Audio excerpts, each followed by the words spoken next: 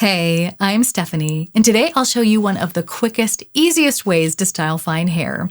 I'll show you how I use what I call functional updos to create volume and shape. Just for reference, if I do nothing to my hair, this is what it looks like. But if I use a functional hairstyle, then this is what it can look like. As you can see, I have a whole lot more volume this way than I would if I had done nothing. So what is a functional updo? It's a quick, easy, everyday friendly hairstyle that you can use to shape your hair as you go about your day or your night. It not only looks nice as you live your life, but it also gives you added volume and shape when you take it down. Although I often create these updos on dry hair, you can also do them on damp hair, making them almost like a wet set for people on the go. By the way, if you don't know what a wet set is and how very effective it can be, I'll leave a video about that here and in the show notes. The hairstyles we'll look at today boost volume from the root while creating shape in the lengths and ends, making them great for fine hair. But I also find that they work really well for greasy hair because a lot of these techniques work very well for both issues. After sharing the updos themselves, I'll also share some bonus tips that you can use together with the hairstyles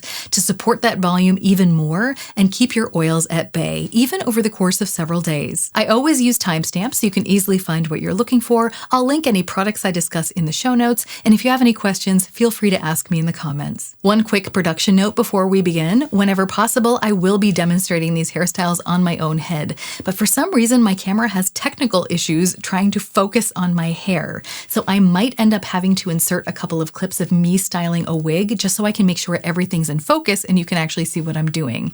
But rest assured, I do these hairstyles on my own head all the time. Let's begin with a common element that all of today's hairstyles share. Each of them incorporate something that I call le poof. And aside from enjoying the form, I also really appreciate its function. We'll get to why in a minute, but first, what is it? To create le poof, I simply take a section of hair, in this case from the front. I then squinch the ends together and then scooch the whole thing forward to poof it up. And then I clip it there so that it stays. No teasing or backcombing is involved. I simply clip it in place with either a small claw clip or a barrette. Now, if you're thinking to yourself, that's all fine and good, but my hair would never stay in that position, it would just flop flat over, make sure you stick around for the bonus tips, because I used to think the same thing of my hair, and yet here we are, poof and all. I personally always prefer my poof at the front because I feel like it makes my round face look a little bit more oval shaped. But if you prefer more volume towards the back of your head, the poof works just as easily back there. In fact, depending on the hairstyle that I'm going for, I might even create several poofs, maybe one at the front and one at the back.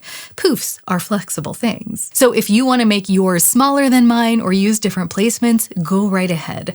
I just prefer the bigger version, number one, because I feel like it gives me more lift and thus more volume from the root, but also I've secretly always thought that I had a very tiny head, so a big poof helps me balance that out. But beyond style, why am I such a fan of le poof?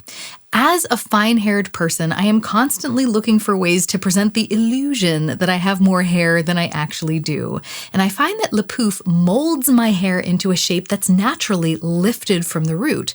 So if I wear my hair in that poofed shape all day, then I find that that volume remains even when I take it down for an evening out. So I end up looking like I have fuller hair for longer. But le poof also has huge benefits for people like me with oily hair.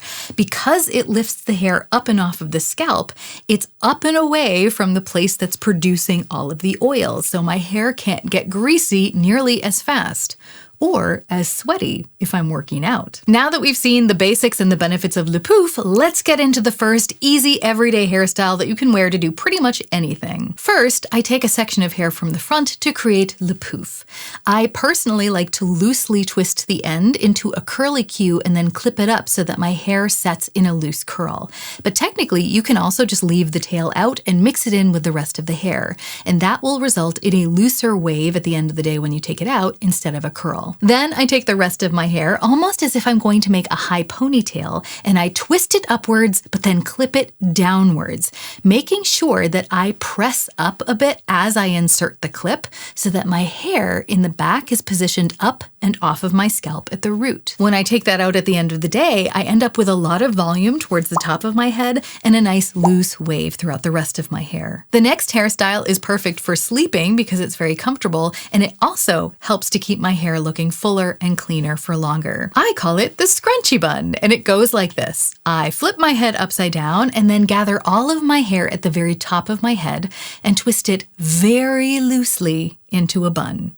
Then I very loosely wrap a satin scrunchie around that bun, gently pulling the hair up and away from the scalp out of the scrunchie just to loosen it a tiny bit, maintaining volume. You'll notice that the key word here is loose. Of course, you want the hairstyle tight enough to hold somewhat throughout the night, but you want it loose enough that there's not a whole lot of tension on the roots, because over time that can lead to a type of hair loss called traction alopecia. And if I'm in a phase where I'm doing this hairstyle almost every night, I also try to vary the position of the bun a little bit. For example, I might have it a little bit more forward on my head or a little bit more back, or I might twist the hairs in the opposite direction. And the reason I do that is because if we're constantly bending and folding the hairs in exactly the same position and the same direction every night, that can weaken the structure of the hair in those spots, leading to breakage. So to avoid that, here are some variations of the hairstyle. Sometimes I will do a version of this where I make my front poof with a claw clip at the very top of my head, and then I make a scrunchie bun with the rest of my hair. Or if you prefer your hair more straight, you can simply forget the twisting motion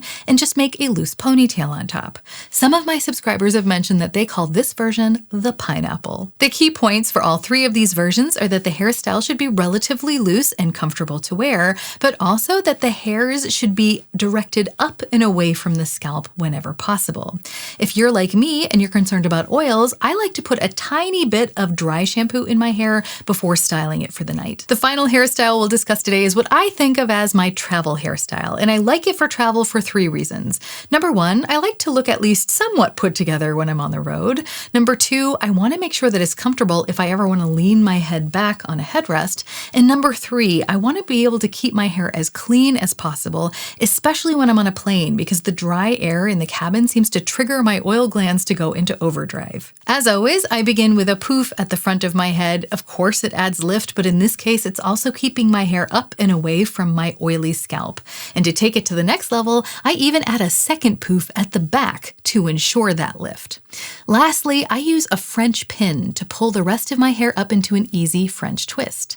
The style is very flat at the back, so I find that it's still quite comfortable when I want to rest my head at the back of the seat. Now, I personally have quite a flat head, especially at the back here, and I'm not crazy about the way it looks. So if I'm feeling fancy and I want to do a little bit something extra, I might even add a hairpiece just to add a little bit of height back here, round things out, and balance everything out a little bit. Now, I know some people feel really weird about wearing hairpieces, and I get that, but I look at it this way. It literally saves me hours of time, and not even my family members notice when I go to the extra effort to style my bio hair, or if I just throw on a hairpiece. So why should I spend hours and a whole can of hairspray to look like this when I can just throw on a hairpiece and look like this in less than a minute? I use a bun clip called Sammy. It's from INH Hair, and I wear it in the shade Ash Blonde.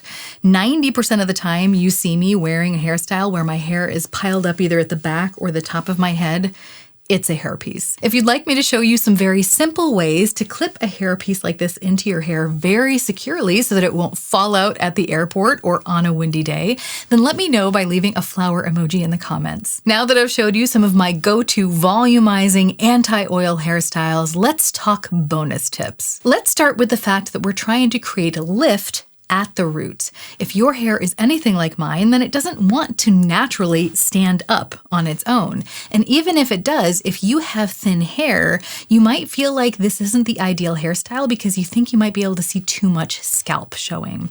I can relate to both of those issues, and here's how I deal with them. First, let's talk lift. Although creating a poof is a matter of practice, I also feel like it's a matter of the right dry shampoo. If you feel like you're unable to create any sort of volume or lift at the roots when you're creating your poof, you might want to consider trying a dry shampoo or texturizer that gives your hair more structure. When I need that sort of thing, I tend to reach for something like this Living Proof Full Dry Volume and Texture Spray. This does give me some stiffness, which isn't necessarily my preferred texture, but when I'm looking for volume, especially at the roots, that's the sort of hold that I need. The good thing about this is you do just spray it on the roots, so the stiffness stays here and the rest of the hair remains soft, flexible, and pliable.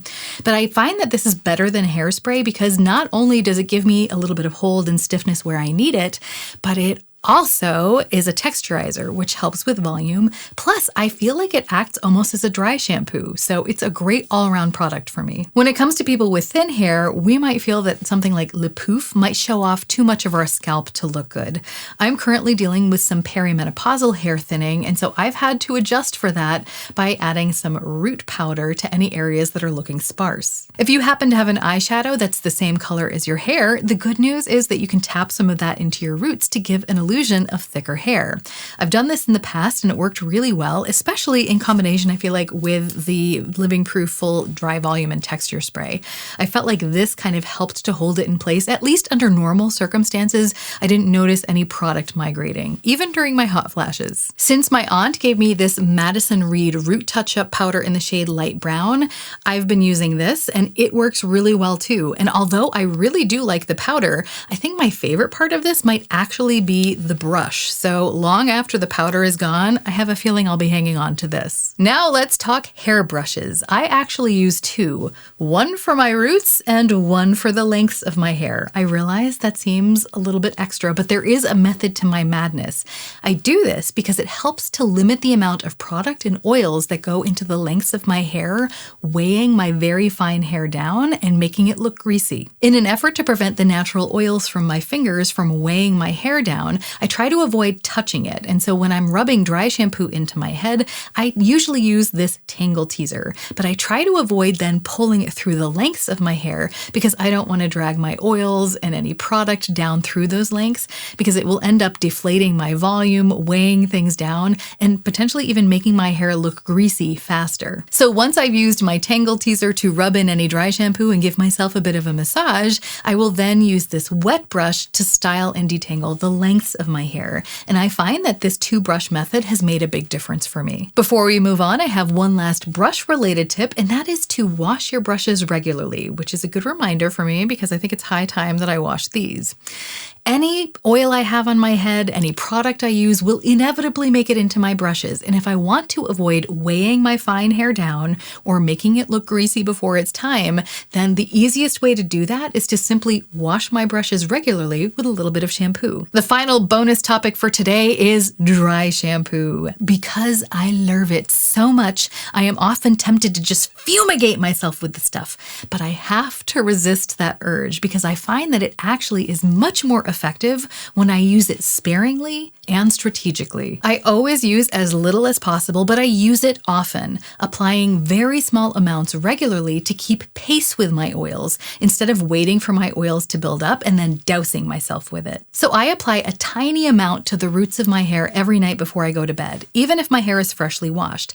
And I leave it in there. I don't brush it out before styling my hair for bed. And the reason I do this is because when I toss and turn, that friction tends to spread the oils through my hair, and I would rather have the dry shampoo in there to capture those oils and soak them up. Then I can brush it out the next morning. Depending on how oily my hair is when I wake up, because I do have a very oily scalp, sometimes I might also apply a very thin layer all over my scalp before styling my hair. And I find that this very slow building texture does a lot for the volume of my hair, but also keeps my oils at bay. Each of these functional hairstyles and bonus tips have really helped me to maximize my volume and minimize my oils, but it is only half of the equation.